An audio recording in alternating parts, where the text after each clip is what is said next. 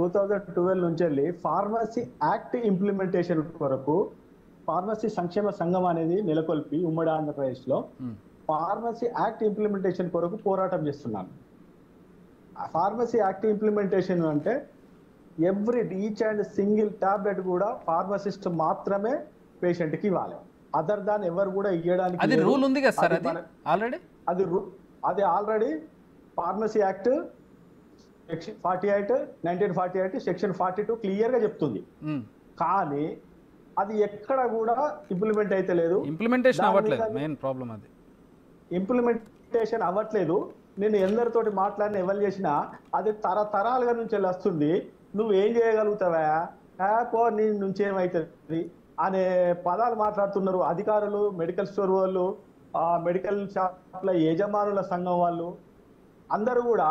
అసలు ఇది అయ్యేది కాదు, పోయేది కాదు.